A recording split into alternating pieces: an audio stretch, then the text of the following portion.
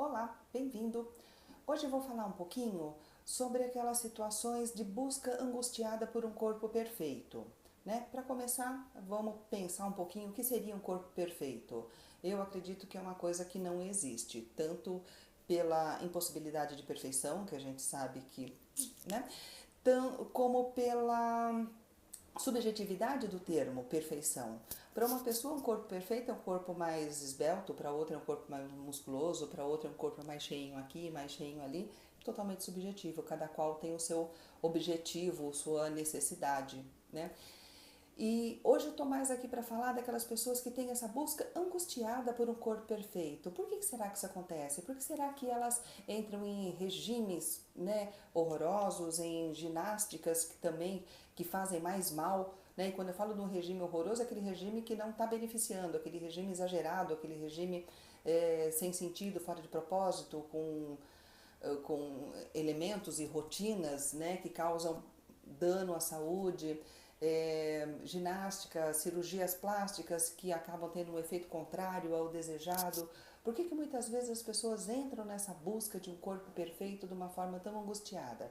Ou até, por que algumas vezes as pessoas são tão insatisfeitas com o seu corpo e não fazem simplesmente nada, caem numa inércia, né, de desgosto, de descontentamento e ficam paralisadas?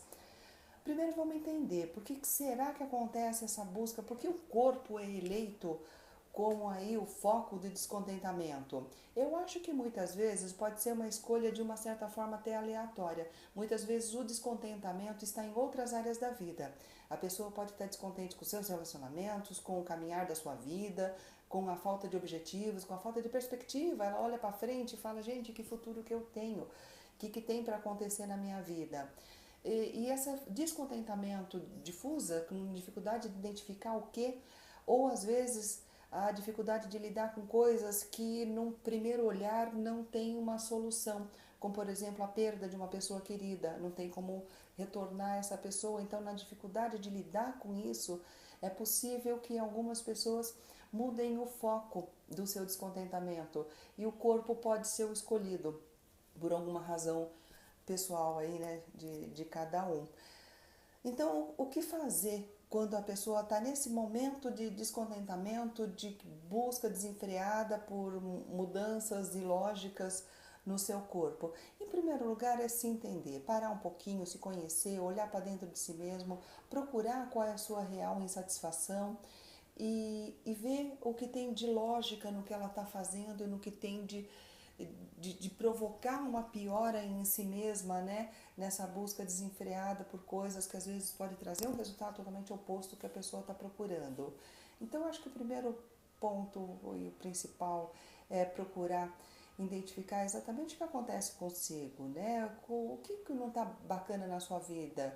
O que você pode fazer para trabalhar a aceitação do que precisa ser aceito, de trabalhar a mudança no que precisa ser realmente alterado? Será que precisa de trabalhar habilidade social, se relacionar de uma forma mais bacana com as pessoas? Será que precisa buscar objetivos interessantes? Porque sem um objetivo, sem a gente conseguir olhar para frente e falar: opa, tem coisa bacana lá na frente me esperando, às vezes fica difícil a gente lidar com o agora. E tudo isso eu falo às vezes porque não é uma verdade universal para todas as pessoas, cada qual tem a sua necessidade. Eu falo muito mais de uma forma de exemplos, né, para a gente conseguir entender. O ser humano, ele é muito complexo, né, ele é composto de uma série de elementos e cada qual tem a sua história, a sua vida. Então, esse momento hoje seria para a gente pensar um pouquinho nessa busca de perfeição angustiada que às vezes traz resultados cada vez piores, né? Se não é um momento da gente parar, deixa eu olhar para dentro de mim mesma, deixa eu entender o que está acontecendo, qual é a minha necessidade. Se não está conseguindo sozinha, os psicólogos estão aí para ajudar, para dar apoio, para caminhar junto nessa busca e, sendo possível, encontrar soluções. Obrigada por me ouvir.